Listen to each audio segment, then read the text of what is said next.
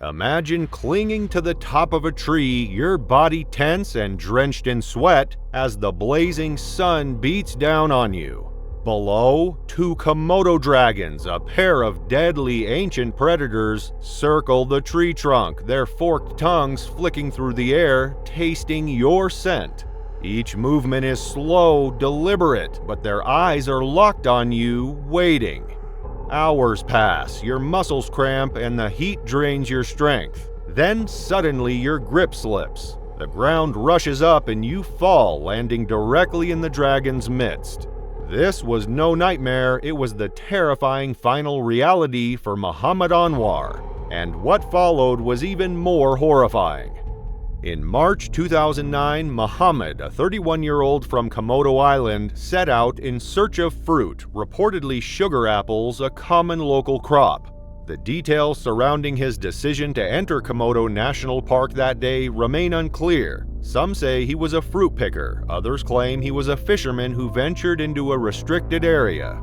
Either way, he unknowingly stepped into one of the most dangerous territories on the planet, an area home to a large population of Komodo dragons.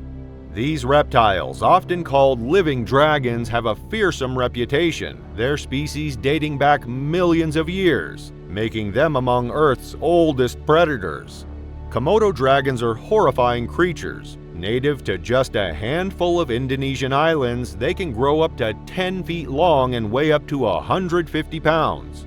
They are not only massive but highly specialized hunters, equipped with serrated teeth that can tear through flesh with ease. Unlike many other large reptiles, they are venomous. The venom delivered through their bite induces rapid blood loss and shock, incapacitating prey within minutes. To make matters worse, Komodo dragons are both scavengers and hunters, drawn to anything that can remotely resemble food. While they typically feed on animals like deer and water buffalo, Komodo dragons are opportunistic and known to attack humans when their habitats overlap. Muhammad had climbed high into an apple tree, picking fruit, and unaware that his presence had been detected by a pair of these dragons prowling nearby. The Komodo dragons had caught his scent long before he noticed them. With each flick of their tongues, chemoreceptors on the roofs of their mouths gathered information about their surroundings. Today, they sensed something enticing, something they could not ignore. Their bodies, covered in rough, armored scales, slinked through the tall grass as they approached. Their steps were heavy yet nearly silent, and their heads bobbed back and forth as they honed in on their target. By the time Muhammad noticed them, it was too late. Two large Komodo dragons, each about 8.5 feet long, were at the base of the tree. Muhammad paused, gripping the branches as he glanced around, calculating his next move. For hours, they waited at the base of the tree, their unblinking eyes fixed upwards, tongues flicking in and out as they periodically rose onto their hind legs, trying to climb. Muhammad clung to the branches, desperately hoping they would lose interest and leave, but the dragons remained, pacing and circling below. As the day wore on, the sun beat down on him relentlessly. Sweat dripped from his face and his muscles began to cramp from the strain of holding himself up. Finally, exhaustion overtook him. His fingers, slick with sweat, slipped from the smooth bark of the tree. He tumbled through the branches, each one hitting and scraping him as he plummeted downward. Within moments, he crashed to the ground, the impact knocking the wind from his lungs. Before he could catch his breath or scramble to his feet, the dragons were upon him. Komodo dragons possess roughly 60 serrated teeth, each tooth designed to tear through tough hide and muscle. Their jaws clamped down on Muhammad's arms, shoulders, and legs, rending deep, bloody gashes. Komodo dragons typically feed on the carcasses of dead animals, using their powerful, toothy maws to strip flesh from bone. But today, they found themselves with fresh prey, and their instinct was relentless. They bit down repeatedly, their claws tearing into him as they thrashed and twisted their bodies. Muhammad's screams resounded through the forest, but he was helpless against the overwhelming power and ferocity of the attack. By sheer luck, Territorial, a fellow villager, was nearby. Hearing his cries, she ran toward the horrifying scene, arriving to see Muhammad lying on the ground, blood covering his limbs while the dragons continued their assault. Without hesitation, Territorial threw stones at the lizards and screamed as loudly as she could. Her actions briefly distracted the dragons. They paused, momentarily looking up at her before slinking off into the underbrush. She rushed to Muhammad's side, cradling his head as he struggled to breathe. His wounds were catastrophic. Deep, jagged cuts bled profusely and his body was weakened from shock. The venom from the dragon's bites began to take effect almost immediately. Komodo dragon venom prevents blood clotting, ensuring that wounds continue to bleed profusely. This venomous saliva also triggers paralysis, shock, and eventual organ failure. Muhammad needed urgent medical attention if he had any hope of survival, but Komodo Island's isolation posed a major challenge.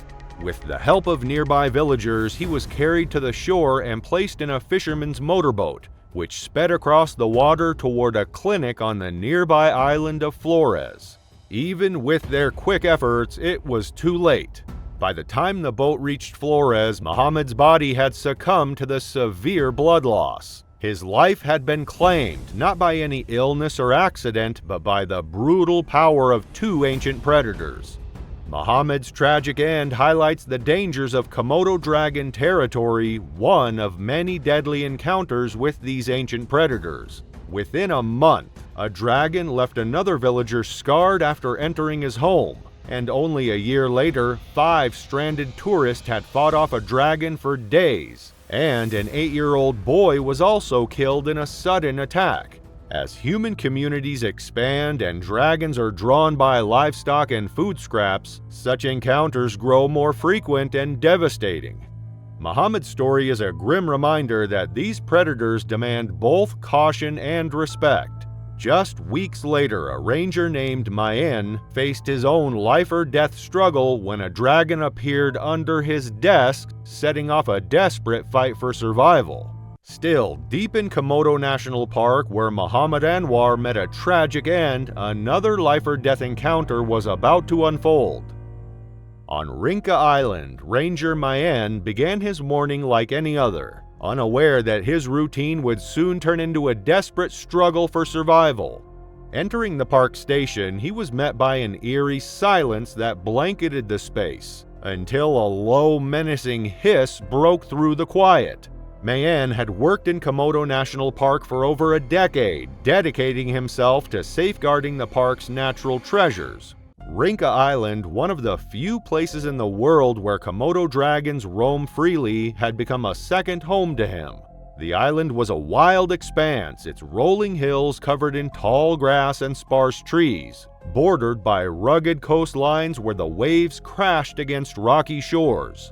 The air was thick with the scent of salt mingled with the earthy aroma of the forest that stretched over the land. Mayen knew every corner of this rugged landscape and every sound it made, from the calls of distant birds to the rustle of leaves in the wind. The dragons, however, were always unpredictable. Their presence felt in the shadows and undergrowth, where their movements left silent traces. Even though he knew the dangers, Mayen felt a responsibility to protect both the visitors and the wildlife, balancing the delicate relationship between the people who traveled to see the dragons and the creatures who had called this land home for centuries. Each day began with a walk to the ranger station, nestled in a clearing in the tall grass. Today seemed no different, the morning sun shedding a warm glow across the island as he took in the familiar sights. But that day, as he entered the station, a low hiss broke the silence, cutting through the peaceful routine he'd come to expect. Under his desk, hidden in the shadows, lay a massive Komodo dragon over 8 feet long and close to 150 pounds, with its dark, unblinking eyes fixed on him and its forked tongue flicking in the air to catch his scent. He moved cautiously, reaching for his radio to call for assistance, but the dragon's attention remained fixed on his every motion. He knew any sudden movement might trigger an attack.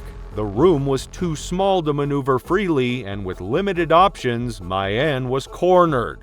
Outside, only one other ranger was nearby, collecting water from the well and unaware the peril unfolding inside the station. Suddenly, the dragon lunged, its jaws clamping down on Mayen's leg with shocking force. The reptile's serrated teeth tore through flesh, and blood began to pour from the wound, soaking the floorboards. Mayen grabbed onto the nearest piece of furniture, struggling to pry himself free. But the dragon's grip was unyielding. Its powerful jaws clamped down with crushing force, sinking deeper and shredding flesh, leaving a wound that required immediate medical care. Hearing the commotion, Mayen's colleague rushed into the room, finding the dragon latched onto Mayen's leg, its jaws locked tight and refusing to release. Thinking fast, the other ranger grabbed a sturdy wooden stick and struck the dragon across the snout, aiming to drive it back. After several forceful blows, the dragon finally loosened its grip, retreating slightly. But rather than fleeing, it backed up just a few feet, settling itself defensively under the desk, its eyes fixed on the rangers and ready to strike again. With Mayen bleeding heavily and struggling to stay upright, his colleague quickly helped him to his feet. They both knew the scent of blood would likely attract even more dragons from the surrounding area. Supporting Mayen, they made their way to the door, only to realize that several other dragons had already begun gathering outside, drawn by the smell of his injuries. The two rangers faced an immediate and dangerous situation. Surrounded and unable to exit through the main door, they quickly reinforced the door, barricading themselves inside. They shoved desks, chairs, and anything else within reach against the entrance, hoping to hold the dragons back long enough to get help. Every second felt like an eternity as the dragons outside scratched and rammed the wooden barrier, testing its strength. Meanwhile, the dragon inside the building remained under the desk, occasionally shifting its weight, its gaze locked on them, as Mayen's colleague attempted to contact other rangers via radio. After a tense wait, reinforcements arrived, armed with sticks and shouting loudly to drive the dragons back from the station entrance. As they cleared a path, a few rangers entered the building cautiously, forcing the dragon still inside to retreat further into a corner until they could safely lead Mayen and his colleague outside. Supporting Mayen, who had grown pale from blood loss, they helped him down the path toward the shore, where they prepared him for transport to receive urgent medical care. His leg bore deep puncture wounds, each bite continuing to bleed heavily, and by the time they reached the shoreline, Mayen had lost a substantial amount of blood. From there, Mayen was rushed by boat to Flores Island for urgent treatment, and later transferred to a hospital in Bali for specialized care. Doctors worked to treat his wounds and prevent infection, and after several surgeries and months of recovery, Mayen would eventually return to his role at the park. The attack left him with permanent scarring and ongoing challenges, but he resumed his duties, a reflection of his resilience and commitment to the creatures he had spent his career protecting. Still haunted by Mayen's narrow escape, the villagers of Komodo remained watchful. Yet, just as the shock of that attack began to fade, the dragons reminded everyone of their untamed power once more. This time, the scene was even more heart-wrenching. A young boy, Rudy, was caught unprepared in the familiar fields where he played with his friends daily. In May 2007, under the sweltering heat of one of the driest seasons in years, the tension between Komodo dragons and the villagers reached a breaking point in a way that would forever scar the community. Imagine you're playing soccer on a sun-soaked morning on Komodo Island, laughter echoing through the air as you and your friends kick up dust under a blazing sky. The familiar game and the island's warmth feel like home until you step away seeking a quiet moment in the shade of a nearby bush. Out of nowhere, something massive lunges at you, clamping down with jaws as powerful as steel traps. You're yanked from the ground, helpless as you're shaken like a rag doll, blood rushing as you struggle to comprehend what's happening. This was young Rudy's nightmare, unfolding in a heartbeat on a day that should have been like any other. But what followed was even more horrifying. It was May 2007 on Komodo Island, and an unforgiving dry season had driven its most fearsome predators into the villages, bringing death far closer than anyone could have imagined. For the villagers, it was a time of relentless heat and scarce water. But for the dragons, the largest and most ancient predators of the island, it was a time of desperation. Hunger gnawed at them, driving them closer to the villages in search of any source of food. That morning, 8-year-old Rudy was just one of a dozen children kicking a ball through the dust, their laughter mingling with the early day bustle as locals went about their chores. Watching from his front stoop, Rudy's uncle, Raharto Safina, kept an eye on the boys, a reassuring presence as they darted back and forth. Life felt simple, predictable, even as the relentless sun bore down. Just beyond the children's game, hidden beneath dry brush, lay a dragon nearly 10 feet long and weighing close to 300 pounds. The monster had ventured into the village under cover of dawn, creeping closer in a determined, silent crawl. It lay there, perfectly camouflaged, waiting.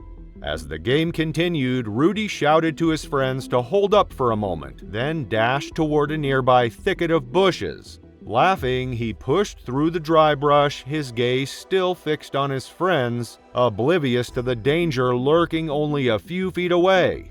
Just beyond his line of sight, a massive Komodo dragon lay motionless, its body pressed flat to the earth, camouflaged in the shade. The beast's eyes tracked Rudy's every movement, unblinking and calculating. Its thick, forked tongue darted in and out, detecting his scent in the air, a sign of fresh prey.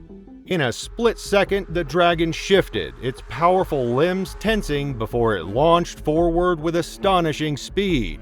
Rudy barely had time to turn before the creature's jaws clamped around his torso, lifting him clear off the ground. The dragon's grip was relentless, and with one violent shake, it sent a spray of blood across the sunlit ground. Frozen in place, the other children watched in horror, their laughter silenced in an instant. Each brutal thrash of the dragon's head threw Rudy's limp body from side to side, flinging arcs of blood into the dust, staining the earth where they had been playing only moments before. Raharto leapt to his feet, grabbing the first object he could find and hurled it at the dragon, his voice ringing out in desperation. The ball bounced off its scales without effect. One by one, the children broke from their shock, grabbing rocks and sticks, hurling anything they could find at the beast as it continued its brutal assault. Stones struck the lizard, some slicing through its rough scales, but it seemed oblivious, its full attention locked on Rudy. With every fierce shake of its head, the dragon tore deeper into him, sending a fresh spray of blood through the air. Raharto bolted toward the gruesome scene, his shouts slicing through the horrified silence as he waved his arms in a frantic attempt to distract the creature. He hurled rocks, sticks, anything he could find at the dragon, hoping to break its grip. With one final jerk, the monstrous lizard released Rudy's body, but not without dragging half of it into the dense brush. The Komodo scuttled back reluctantly, eyes fixed on the villagers who were now advancing, armed with brooms, sticks, and makeshift weapons, determined to drive it away. Slowly, the dragon retreated, slipping into the shadows and vanishing, leaving a trail of blood in its wake. Rudy's small form lay motionless, his body torn almost beyond recognition. Raharto dropped to his knees beside him, hands shaking as he pressed strips of cloth to the boy's wounds, trying desperately to stem the bleeding. But it was clear that the injuries were catastrophic. Rudy's chest struggled with shallow breaths, his once bright eyes now wide and vacant, staring blankly into the sky above. Raharto whispered words of comfort, but in moments the boy's breathing ceased and his body grew still, his life slipping away as the villagers gathered around in shock. In the days that followed, grief-stricken villagers scoured the surrounding brush, driven by the need to find the dragon they believed responsible. With sticks, machetes, and whatever they could carry, they combed through the dense vegetation, searching for any trace of the creature bearing the cuts and bruises from their desperate attempt to save Rudy. But in the tangled wilderness of Komodo Island, tracking a single dragon proved impossible. The predator had vanished, blending back into its surroundings, leaving Rudy's family and friends with only the haunting memory of that morning's horror. Rudy's tragic death marked the harsh reality of life on Komodo Island. However, the dragons grew bolder, driven by hunger and the encroaching human development, and even seasoned workers faced their own nightmarish encounters. In December 2020, as construction surged on a new conservation center deep in the dragon's territory, one worker came face to face with the brutal force of a Komodo dragon. His name was Elias Agas, and what should have been an ordinary workday would turn into a fight for survival against a creature that had ruled these lands for centuries. It was early December 2020. Under the blistering sun, the construction site buzzed with the usual morning sounds. Hammers clanging, voice calling out instructions, the hum of machinery slicing through the air. Dust swirled around, coating everything in a fine layer, and sweat trickled down necks and backs as workers moved through their routines. This was Jurassic Park, the new visitor center on Rinka Island, a bold new landmark in the heart of Komodo dragon territory. Amid the noise and motion, Elias Agas, a seasoned worker in his mid-40s, hauled another stack of building materials across the site. The heat pressed down on him, but he moved with purpose. For weeks, he and his team had labored to bring this project to life, knowing its draw would bring even more visitors to experience the awe of Komodo National Park. Yet, Elias remained watchful. He knew Rinka's other inhabitants. The ancient, deadly Komodo dragons were never far off. Elias had worked on construction projects in rugged locations before, and Rinka was no exception. Despite the warnings, the crew kept an eye on their surroundings but had grown used to the dragon's occasional visits. That day, though, would be anything but routine.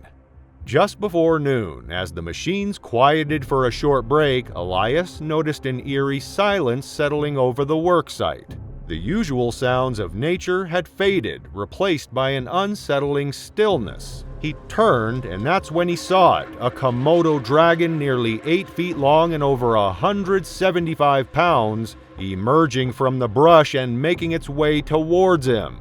Its eyes were locked on Elias, its forked tongue flicking in and out, tasting the air as it drew closer.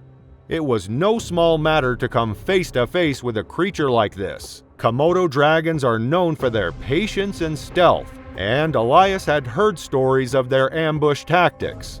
The beast moved with a slow, deliberate gait, its muscular body pressing low to the ground as if gauging the distance before making its move. Elias tried to back away, but the dragon was faster, lunging at him with open jaws, its powerful tail lashing behind it. In a split second, the dragon's jaws clamped around Elias's lower leg, sinking its serrated teeth deep into his flesh. The impact knocked him off balance and he fell backwards, helpless as the dragon tightened its grip, its claws digging into the ground for leverage as it began to shake him violently. Elias's agonizing shouts went out across the construction site, cutting through the midday quiet. Workers stopped in their tracks, horror dawning on their faces as they turned and saw Elias being dragged by the massive reptile. Blood sprayed across the dry earth as the dragon thrashed its head from side to side, trying to tear the flesh from his leg. Each movement intensified the damage, the dragon's venomous saliva seeping into the wounds. The venom, which prevents blood from clotting, was already taking its toll, and Elias felt his strength draining with each passing second. Desperate to help, several of his co-workers grabbed rocks, shovels, and anything they could find, hurling them at the dragon in hopes of forcing it to release its hold. They knew the creature wouldn't let go easily. Komodo dragons are notorious for their tenacity, often locking onto their prey and refusing to release it until the animal is too weak to resist. Stones struck the dragon's scaly hide, leaving small marks but doing little to deter the beast as it focused intensely on its prey. The dragon adjusted its grip, dragging Elias further across the ground, its powerful jaws clamping tightly on his leg. The more Elias struggled, the more the dragon wrestled with him, digging in harder as though savoring the resistance. His co-workers continued their assault, shouting and pelting the dragon with anything within reach. But it wasn't until one worker managed a direct hit to the dragon's sensitive snout that the creature paused. Momentarily stunned, it loosened its grip just enough for Elias to wrench his leg free. Though he could barely stand, the wounds on his leg pouring blood onto the dry ground. But the ordeal wasn't over. The smell of fresh blood had attracted more dragons from the surrounding brush. Komodo dragons can detect blood from nearly 2 miles away, and it wasn't long before Elias and his co-workers saw more of the massive reptiles approaching, their dark, unblinking eyes fixed on the scene. Elias's colleagues lifted him off the ground, urging him to move quickly as they stumbled back toward the construction vehicles. Climbing onto the trucks, they knew that staying on higher ground was their only chance to escape the gathering predators. Just as they hoisted Elias into one of the vehicles, another dragon emerged from the undergrowth, sniffing the air, its gaze shifting rapidly between the injured man and his rescuers. The group wasted no time loading Elias into a ranger's truck as the Komodo dragons closed in, some less than 60 feet away. With Elias in critical condition, they sped down the rough path leading toward the island's shoreline, where a boat awaited to carry him to the nearest medical center on Flores Island. The drive felt endless, each bump sending fresh waves of pain through Elias's injured leg. By the time they reached the boat, he was fading, his leg wrapped hastily in makeshift bandages, soaked through with blood. The venom was now fully in his system, lowering his blood pressure and leaving him on the brink of shock. With no time to waste, the boat sped across the water, racing against the odds to save Elias's life. Upon reaching the medical center on Flores, Elias was rushed into emergency care. Doctors cleaned and stitched the wounds, working to counteract the effects of the venom and stabilize his condition. His recovery would be long and painful, but against all odds, he survived the attack, left with permanent scars and a story few would ever believe. Elias Augus's attack shook the construction crew and local community. Witnesses saw firsthand the raw power and territorial instincts of these ancient predators. For locals who had coexisted with Komodo dragons for generations, the fine line between coexistence and danger became more apparent than ever. As construction moved forward, the crew remained alert, aware that at any moment, another deadly encounter could unfold. Though Elias survived, he would never forget the day he came face to face with a Komodo dragon. Thank you for joining us in exploring these chilling encounters with the Komodo dragons of Indonesia. But our journey through nature's darkest dangers isn't over yet. Ready to face something even more terrifying? Discover the chilling story of Alexis Martinez, a star trainer at Loro Park Zoo, whose routine training session with a killer whale quickly turned into a deadly fight for survival. Click to dive deeper into the wild unknown.